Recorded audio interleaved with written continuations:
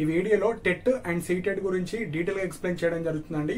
So మన ఛానల్లో mostly intermediate, degree, BTech, BEd, DEd చేసే వాళ్ళే ఉంటారు, మోస్ట్లీ స్టూడెంట్సే ఉంటారు. కాబట్టి చాలా స్టూడెంట్స్కి లైక్ టెట్, లైక్ నాకు ఇంటర్మీడియట్ ఉంది టెట్ రాసుకోవచ్చా, డిగ్రీ అయిపోయింది నేను టెట్ రాసుకోవచ్చా, పీజీ డిగ్రీ అయిపోయింది నేను టెట్ రాసుకోవచ్చా, బీటెక్ అయిపోయింది నేను ఎలిజిబిలిటీ, సో ఇలాంటి క్వశ్చన్స్ అడగడం జరుగుతుంది.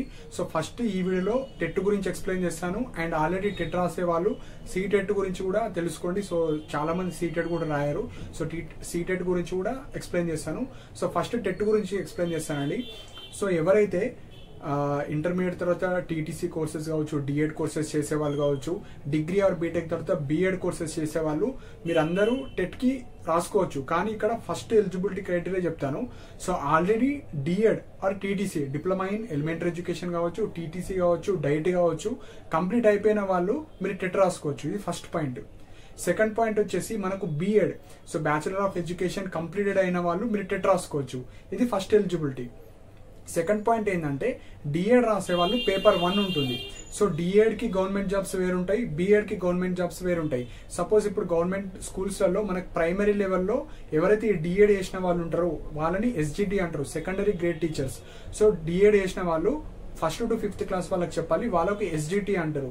సో మనకు post name. So second point వచ్చేసి బిఎడ్ చేసిన వాళ్ళకు స్కూల్ అసిస్టెంట్ అంటారు. సో బిఎడ్ చేసిన వాళ్ళు స్కూల్ అసిస్టెంట్ అవుతారు. అండ్ డిఎడ్ ఆర్ టీటీసీ చేసిన వాళ్ళు ఎస్జిటి అంటారు.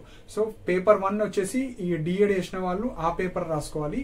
పేపర్ 2 వచ్చేసి స్కూల్ అసిస్టెంట్. సో ఇక్కడ సిలబస్ వేరు, మనకు గవర్నమెంట్ జాబ్ డెసిగ్నేషన్ వేరు, కోర్స్ వేరు. కాబట్టి పేపర్ 1, పేపర్ 2 అని ఉంటుంది. సో టెట్ లో మనకు 2 పేపర్స్ ఉంటాయి. మీరు చేసే కోర్స్ బట్టి పేపర్ 1, పేపర్ 2 అని తెలుసుకొని అందులో రిజిస్ట్రేషన్ చేసుకొని దాని ఎలిజిబిలిటీ క్రైటీరియా అన్ని చూసిన తర్వాత మీరు టెట్ రాసుకోవాలి. టెట్ తర్వాత మీకు గవర్నమెంట్ జాబ్ వేకెన్సీస్ పడ్డప్పుడు డిఎస్సి అనేది ఒక రిక్రూట్మెంట్ కమిటీ ఉంటుంది. సపోజ్ ఇవన్నీ మనకు డిస్టిక్ వైజ్ పోస్టులు కాబట్టి ఎగ్జాంపుల్ మీరు నిర్మల్ డిస్టిక్ అనుకోండి, మీరు డిఎడ్ చేస్తే స్కూల్ అసిస్టెంట్ జాబ్స్ ఎన్ని పడ్డాయి మీ నిర్మల్లో అవిటికి ఎలిజిబుల్ అవుతారు. బిఎడ్ చేసిన వాళ్ళు స్కూల్ అసిస్టెంట్కి, డిఎడ్ చేసిన వాళ్ళు ఎస్జిటి పోస్టులకు. సపోజ్ నా దగ్గర డిఎడ్ ఉంది, బిఎడ్ 2 కోర్సెస్ చేసా, అప్పుడు మీరు అన్ని పోస్టులకు ఎలిజిబుల్ అవుతారు. సో ఇది ఫస్ట్ పాయింట్. సో ఇక్కడ టెట్ అనేది మీరు డిఎడ్ ఆర్ బిఎడ్ కంప్లీట్ చేసుకున్న తర్వాతనే రాసుకోవచ్చు. అండ్ వన్ మోర్ పాయింట్ ఏంటంటే తెలంగాణ గవర్నమెంట్ వాళ్ళు డిఎడ్ సెకండ్ ఇయర్ వాళ్ళు కూడా రాసుకోవచ్చు, బిఎడ్ సెకండ్ ఇయర్. ఇప్పుడు పర్సూయింగ్ స్టూడెంట్స్ ఉంటారు కదా, ఫస్ట్ ఇయర్ వాళ్ళకి ఇవ్వలేరు. ఫస్ట్ ఇయర్ కంప్లీట్ చేసిన తర్వాత సెకండ్ ఇయర్ లో ఉంటే మీరు టెట్ రాసుకోవచ్చు. సో టెట్ రాసుకోవచ్చు. కానీ డిఎస్సి రాసుకోవచ్చా అంటే సపోజ్ టెట్ రాసిన తర్వాత డిఎస్సిలో కూడా మీకు మంచి స్కోర్ వచ్చింది, కానీ మీరు డిఎస్సి కౌన్సిలింగ్ వరకు మీ కోర్స్ అయిపోయి ఉండాలి. డిఎడ్ కావచ్చు, బిఎడ్ కావచ్చు, అప్పుడు మాత్రమే ఎలిజిబిలిటీ. సపోజ్ మీరు టెట్ రాశారు కానీ డిఎస్సి ఎగ్జామ్ మంచిగా క్రాక్ చేశారు, మంచి స్కోర్ వచ్చింది, జాబ్ వస్తుంది, కానీ అప్పుడు మీకు ఇంకా ఫైనల్ ఎగ్జామ్ రిజల్ట్స్ రాలేవు, ఏం రాలేవు, కానీ అప్పుడు నాట్ ఎలిజిబుల్. మీ డిఎస్సి రాసే లోపు మీ యొక్క రిజల్ట్స్ వచ్చి ఉంటే అప్పుడు ఎలిజిబుల్, లేకపోతే నాట్ ఎలిజిబుల్.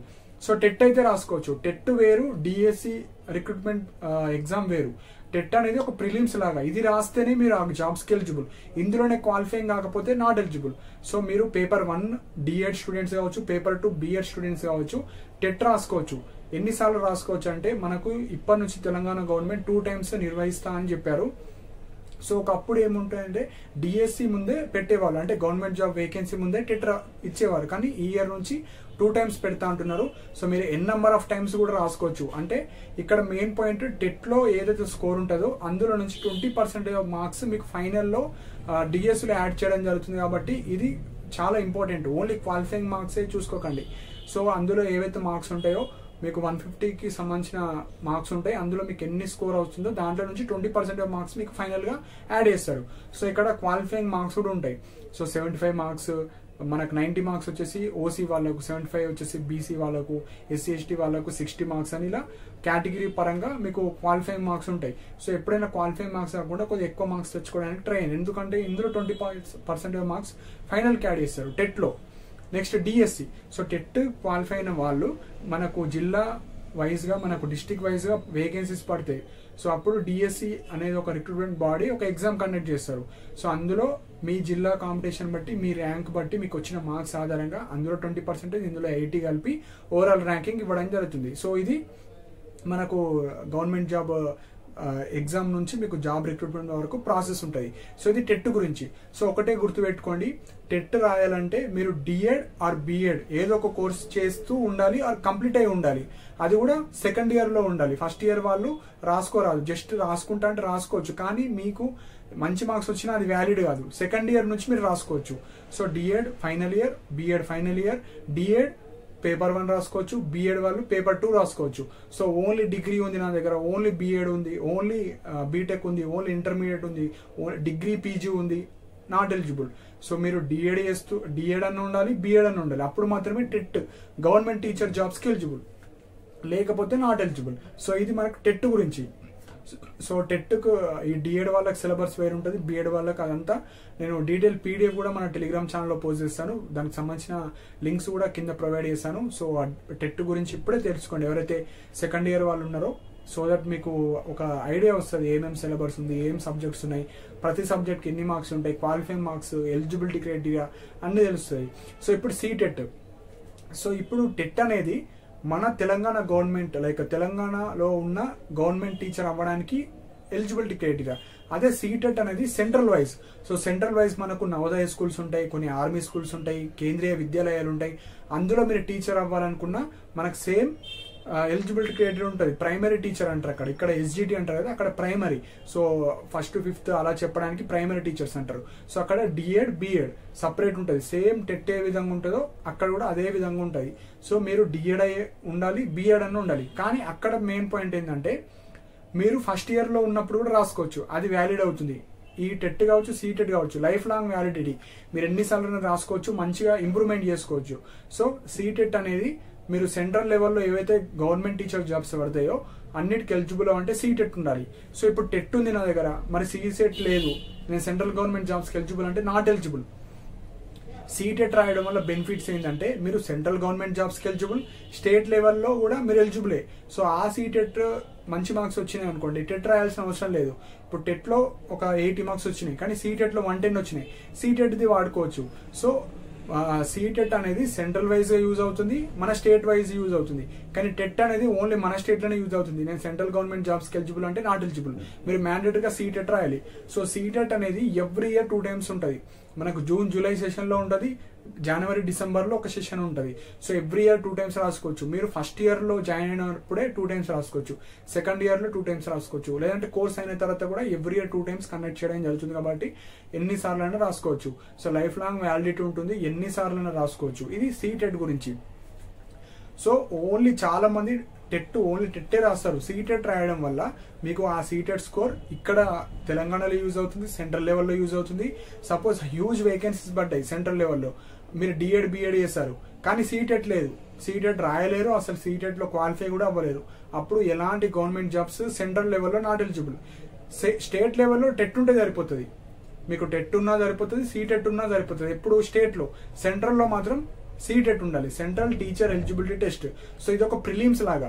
సో అందులో క్వాలిఫై అయితేనే గవర్నమెంట్ జాబ్ వేకెన్సీస్ పడితే వాటికి ఒక సపరేట్ ఎగ్జామ్ ఉంటుంది, దాన్ని ఫైనల్ ఎగ్జామ్ అనుకోండి. ఆ ఫైనల్ ఎగ్జామ్ రాయాలంటే మీరు ఫస్ట్ ప్రిలిమ్స్, స్టేట్లో టెట్, సెంట్రల్ లెవెల్లో సీటెట్, అవి క్వాలిఫై అయితేనే మీరు ఎలిజిబుల్ ఉంటారు, లేదంటే నాట్ ఎలిజిబుల్. సో టెట్లో సీటెట్లోనే క్వాలిఫై అవ్వకపోతే మీరు ఆ గవర్నమెంట్ జాబ్స్కి నాట్ ఎలిజిబుల్. సో డిఎడ్ ఏసీ వేస్ట్ అవుతుంది, బిఎడ్ ఏసీ వేస్ట్ అయిపోతుంది. సో మీరు ఎవ్రీ ఇయర్ 2 times కండక్ట్ చేయడం జరుగుతుంది. మన తెలంగాణ గవర్నమెంట్ వాళ్ళు కూడా కండక్ట్ చేస్తున్నారు ఈ ఇయర్ నుంచి.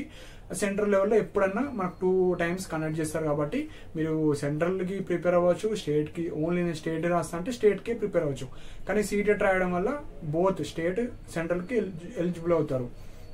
సో ఒక ఐడియా వచ్చిందని అనుకుంటున్నాను. సో ఎవరైతే బీటెక్ గ్రాడ్యుయేట్స్ ఇప్పుడు బిఎడ్ డిఎడ్ వేద్దాం అనుకున్నా, డిగ్రీ వాళ్ళు డిఎడ్ బిఎడ్ వేద్దాం అనుకున్నా, పీజీ వాళ్ళు డిఎడ్ బిఎడ్ వేద్దాం అనుకున్నా, సో టెట్ రాసుకోవాలంటే సెకండ్ ఇయర్ నుంచి మీరు రాసుకోవచ్చు, అప్పుడు వ్యాలిడ్ అవుతుంది.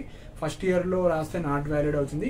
కోర్స్ అయిన తర్వాత మీరు ఎప్పుడైతే టెట్ నిర్వహిస్తారో అప్పుడు రాసుకోవచ్చు.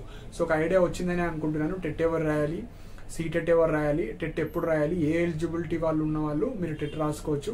సో 20% మార్క్స్ మనకు ఫైనల్గా యాడ్ చేస్తారు కాబట్టి సో టెట్ కూడా అంతే ఇంపార్టెంట్గా రాయాలి. Like DSC entrance like DSC exam ఎట్లయితే రాస్తారో టెట్ కూడా ఆ విధంగా రాయాలి. సో ఇవి ఇంపార్టెంట్ పాయింట్స్ అండి. ఇంకా మీకు ఏమైనా డౌట్స్ ఉంటే మీరు కింద కమెంట్ సెక్షన్లో మెన్షన్ చేయొచ్చు. అండ్ నాతో పర్సనల్గా మాట్లాడాలనుకుంటే కాల్ మీ ఫర్ యాప్ ద్వారా కూడా మీరు కాల్ చేయొచ్చు.